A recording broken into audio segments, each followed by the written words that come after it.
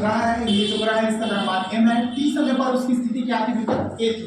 मतलब यहाँ से कहीं से चलना शुरू किया होगा वो, तो उसको कोई समय लगा, उसको हम लोग क्या लिए, t लिए, ठीक है। तो t समय पश्चात कहाँ पर था, a पर था।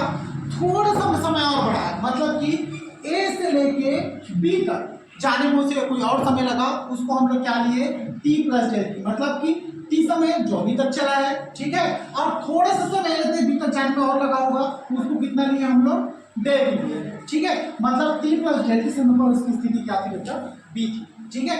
मतलब ये जो यहाँ से यहाँ तक का जो इंटरवल है ये कितने का है, डेल्टा का है, ठीक है। अब t समय पहले से लग चुका है, लगा है कि नहीं लगा है, मतलब इधर से गया है तब t समय लगा होगा, ये वाला इंटरवल कितना टाइम लगा इसको, डेल्टा समय लगा, मतलब कि t प्लस डेल्टा समय पर इसकी स्थिति क्या हो गई, b हो गई, ठीक है। तो दो अलग अलग कंडीशन में, अलग अलग कंडीशन में क्या लेके चल रहे हैं हम लोग, ग्राफ को लेकर चल रहे हैं। तब ध्यान देते हैं, तब क्या होता है, अगर पहले पोजीशन में लेके चले, सूर्य से एक लाइन खींचते हैं, जब ग्रह कहाँ पर है, ए पर है, ठीक है, तो ये हो गया। और दूसरी स्थिति देखते हैं, जब क्या होता है, ग्रह बी पर आ जाता है, तो वहां से भी लाइन खींचते हैं, तो इन दोनों के बीच का क्या निकल जाएगा, एरिया निकल जाएगा, और उसी एरिया को हम लोग यहाँ पर फाइंड आउट करने वाले हैं, ठीक है। ये जो एरिया देखा है इसी को हम लोग हिंदी में बोलते हैं क्षेत्रफल, ठीक है। तो इसका बीच का हम लोग क्या कर रहे हैं, अभी क्षेत्रफल निकालेंगे, ठीक है। समझ में आया, ग्रह की दो अलग अलग स्थिति है, पहले ग्रह ए पर था, थोड़े समय पश्चात किसमें आ गई, बी पर, ठीक है। वही तब निकालेंगे हम लोग छायांकित भाग का क्षेत्रफल। छायांकित भाग मतलब जो डैश से दिख रहा है उसको क्या बोलते हैं हम लोग, छायांकित भाग। तो कैसे निकालते हैं, यहाँ पर निकालते हैं छायांकित भाग का क्षेत्रफल। डेल क्या है आपका, ए का मतलब एरिया, ठीक है, एरिया, त्रिभुज का क्षेत्रफल दिखा ना, ठीक है। तो यहाँ पर कितना लेके चलते हैं बेटा, 1/2 आधार पूछ रहे हैं, त्रिभुज के क्षेत्रफल का फॉर्मूला जानते हैं, होता है ना, ठीक है। यहाँ पर ध्यान,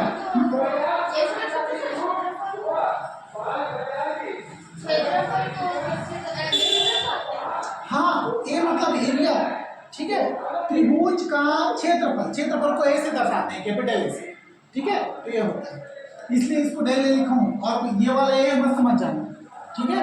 डेल यही है, त्रिभुज का क्षेत्रफल से दर्शाते हैं, डेल, ये भी डेल, ठीक है। आप चलो 1/2 आधार गुणी ऊंचाई होता है फार्मूला, तो आधार क्या है इसमें और ऊंचाई क्या है, ये ध्यान दें, ठीक है। यहाँ पर देखो, इसको बेटा हम लोग क्या लेते हैं, ये वाला हिस्सा जो दिख रहा है आर वेक्टर, इसको हम लोग क्या लेते हैं, आधार। और इस जो पिंड है, मतलब कि ग्रह है, इसके द्वारा चली गई दूरी को हम लोग क्या कहते हैं, ऊंचाई, ठीक है। तो आधार को रेंज वेक्टर जिसके कितना लेंगे, आर वेक्टर इनटू ऊंचाई। ऊंचाई क्या है, ए से बी तक चली गई दूरी, ठीक है। तो इसको कितना लेंगे, ए बी, ऊंचाई मतलब लंबा होता है, उसको बोलते हैं क्या चीज, ऊंचाई मतलब लंबाई, और ए से मतलब एस और ए से लंबाई है। ये आधार ले रहे हैं, इस कंडीशन में डायग्राम आपको ऐसे ही लेना पड़ेगा, ठीक है। इसको आधार ले रहे हैं और इस वाले स्थिति को क्या लेना है, ऊंचाई लेंगे, तभी काम चलेगा, ठीक है। यहाँ पे स्पष्ट, हालांकि जो त्रिभुज बनता है 1/2 आधार गुणी ऊंचाई का, इसका रीजन रहता है समतल बिंदु,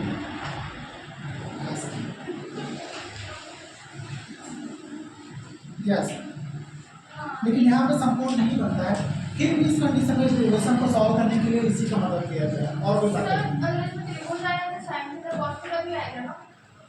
नहीं। अगर यहाँ पे एंगल बनता तब आता, पर्टिकुलर अगर एंगल बने बेटा यहाँ से ठीक है, 60 डिग्री 30 डिग्री, यहाँ पे अगर एंगल मेंशन होता तब आता, ठीक है। जहाँ पे नीचे वाले इसके ऊपर कॉस देते, फिर साइन लेते, यहाँ पे एंगल मेंशन किया गया है क्या, नहीं किया गया, इस वजह से नहीं आया, ठीक है। यहाँ पर कितना हो जाएगा, ये हो गया ए बी वैक्टर,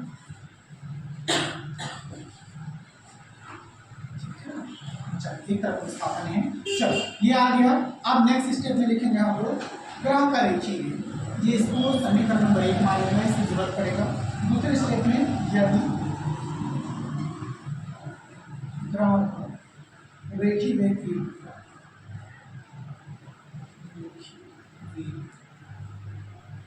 वेक्टर, ठीक है। चलो वेग इज इक्वल टू क्या होता है, वेग इज इक्वल टू विस्थापन बटे समय, ठीक है। ये ऊंचाई का मतलब वस्तु का विस्थापन कितना होता है, ए से लेकर बी तक हुआ है कि नहीं हुआ है, वस्तु मानो ग्रह मानो जो भी मानो, ये ग्रह यहाँ से यहाँ तक चला है कि नहीं चला है, तो इसकी चली गई दूरी को हम लोग क्या बोलेंगे, विस्थापन बोलेंगे, बोलेंगे कि नहीं बोलेंगे, बोलेंगे। तो यहाँ पर मैं कितना लिख सकता हूँ इसको, विस्थापन मतलब यहाँ पे लिखूंगे विस्थापन करते समय, कंफ्यूज तो नहीं हो।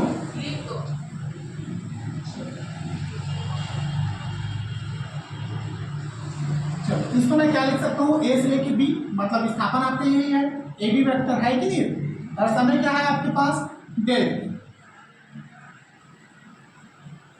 अब डेल टी क्यों लिया समय, यहां से लेकर यहां तक सिर्फ चलने में लगा समय क्या है बेटा डेल टी, में पहले भी बता चुका हूं, बताया मुझे नहीं बताया, ठीक है। तो A B vector upon del T लिख सकता हूँ, इसको लिख सकता हूँ। तो यहाँ पर ध्यान दो, यहाँ से मैं ए बी का मान निकाल सकता हूँ, कैसे निकालूंगा, यहाँ पर ध्यान दो, A B vector equal to कितना हो गया आपके पास अपॉन डेल टी, ठीक है। डेल टी को इधर ट्रांसफर कर दो तो ए बी का मान निकल जाएगा, वी वेक्टर डॉट डेल निकल जाएगा नहीं, ठीक है, मान लो समीकरण, ठीक है। आप क्या करो, यहाँ से ए बी वेक्टर का मान उठा के यहाँ पे पुट कर दो, ठीक है, पुट कर सकता हूँ यहाँ से, ठीक है। तो समीकरण 2 का मान समीकरण 1 में रखने पर ऐसा लिख देना, बुक में ऐसा लिख दिया लेकिन ऐसे लिखोगे ज्यादा समझना है, ठीक है। समीकरण 2 का मान 1 में रखने, चलो रखो, क्या आ जाएगा, del A is equal to half R vector half into R vector into V vector dot del T, V vector dot del T, ठीक है। चल नेक्स्ट स्टेप, ठीक है। आप क्या करो बेटा, डेल टी को इधर ट्रांसफर कर दो, डेल टी इधर मल्टीप्लाई में है ना, ठीक है, इसको इधर ट्रांसफर करो, किस में हो जाएगा, डिवाइड में होता है नहीं, ये क्या है बेटा, त्रिभुज का साइन है ना, चौरमा समझना, चलो तो कितना हो जाएगा, ये हो गया, इसको इधर ट्रांसफर करोगे कितना हो जाएगा डेल टी, ठीक है। यहाँ पर क्या हो जाएगा,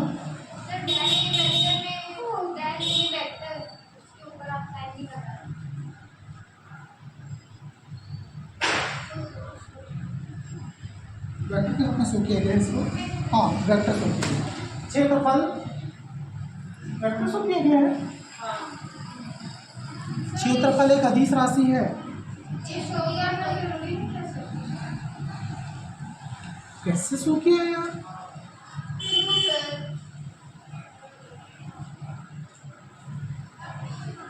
क्षेत्रफल एक अदिश राशि है, पता नहीं बुक मिस्टेक है बेटा, क्षेत्रफल अदिश राशि नहीं है, ठीक है, बुक वालों का मिस्टेक है, इसमें ये वेक्टर नहीं आना चाहिए, ठीक है, आता तो मैंने पता नहीं आएगा उसमें, ठीक है। क्षेत्रफल क्या है, अदिश राशि है,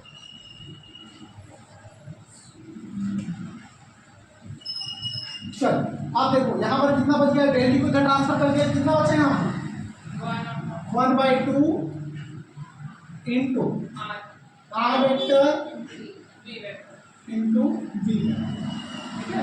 आप ध्यान देना, नेक्स्ट स्टेप में करता हूँ,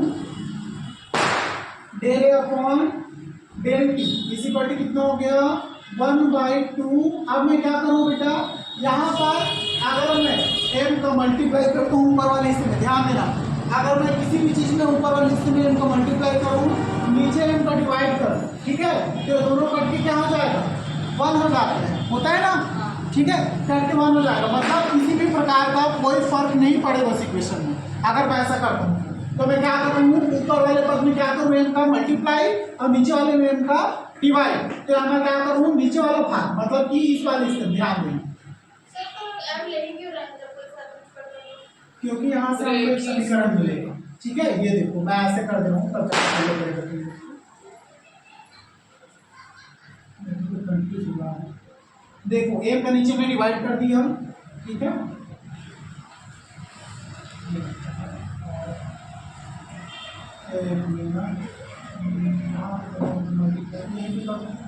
कंफ्यूज थोड़ी हो गई, ठीक है, एक साथ करो,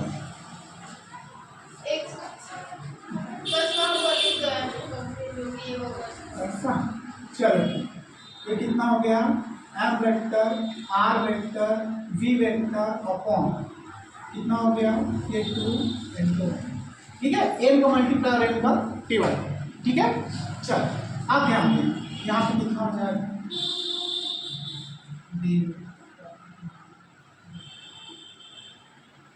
चलो अब इसको मैं क्या करूँ, सबको सेपरेट कर लेता हूँ। यहाँ पे इसको लिखता हूँ डायरेक्ट, कितना लिखता हूँ 1/2m, ठीक है, इनटू यहाँ पे इसको लिखता हूँ r वेक्टर इनटू इसको लिखता हूँ मैं v वेक्टर डॉट है, ठीक है। अब ध्यान दें, अब देखो यहाँ पे एक भी क्या होता है, आप लोग अच्छे से जानते हो, पहले से क्या जानते हो, P = mv, जानते हो कि नहीं जानते हो? रेखी संवेग होता है ना, यहाँ पर डायरेक्ट P रख सकता हूँ,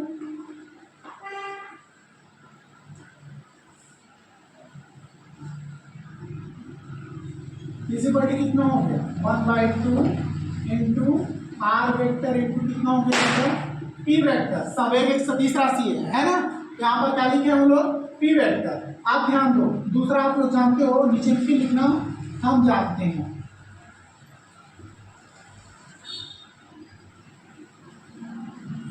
कोणीय संवेग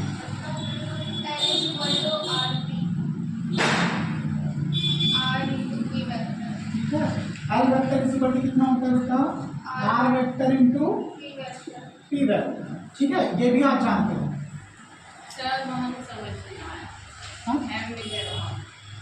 किसमें? हाँ प्लीज को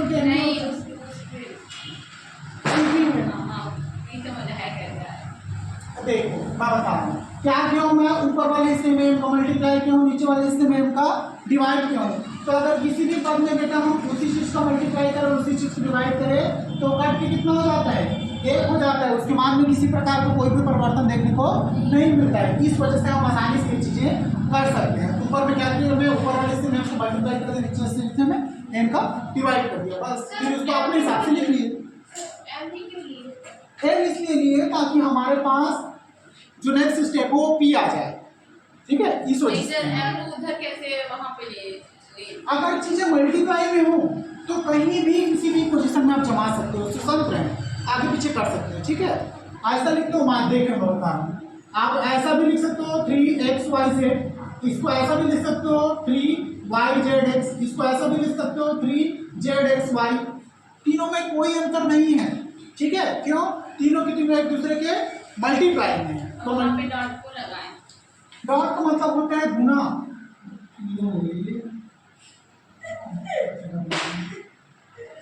लो खुश।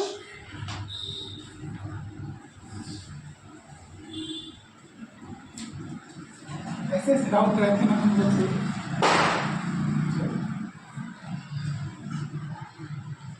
डेल ए अपॉन कितना हो जाएगा, डेल टी = 1/2m इंटू, यहाँ पे हम लोग क्या किए बेटा, r vector into P vector को हम लोग जानते हैं क्या होता है, L vector = r into P, जानते हो ना, पूरी समय होता है, पूरी समय होता है।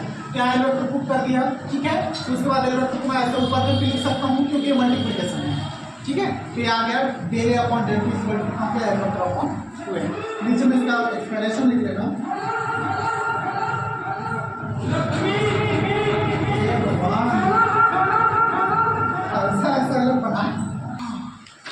चलिए यहाँ पे क्या लिखा हुआ है, ग्रह पर कोई बाह्य बल आघूर्ण आरोपित ना हो, अतः ग्रह का कोणीय संवेग क्या होता है बेटा, L नियत रहता है और M भी क्या होता है, नियत रहता है। मतलब इस फार्मूले में कहीं भी बल आघूर्ण का उपयोग हुआ है क्या, नहीं, ठीक है। रीजन क्या रहता है, यहाँ पे अगर कोई वस्तु घूम रही है, ठीक है, तो वो खुद के प्रभाव से घूमती है। ग्रह क्या होता है, ग्रह पे आप बल लगाते हो क्या, तो उसको धक्का देने जाता है क्या, घुमाने के लिए नहीं जाता है कोई भी घुमाने के लिए, ठीक है। वो प्रकृति में खुद से क्या होता है, घूमते रहता है, ठीक है। मतलब अगर आप इसको धक्का नहीं दिए, ठीक है, इसको घुमा नहीं रहो, तो किसी भी प्रकार का बल आघूर्ण लगा रहे हो क्या, कोई भी बल लगा रहे हो घुमाने के लिए, नहीं लगा रहे। तो यहाँ पर वही लिखा है, कोई बल आघूर्ण आरोपित नहीं होता, अतः कोणीय संवेग क्या होगा बेटा, L नियत रहेगा, उसका द्रव्यमान क्या रहेगा, नियत रहेगा। तब हम लोग लिख सकते हैं कोणीय संवेग भी नियत हो गया, द्रव्यमान भी नियत हो गया, तो del L upon del T = में क्या लिख सकते हैं, नियतांक लिख सकते हैं, दोनों का मान नियत होता है।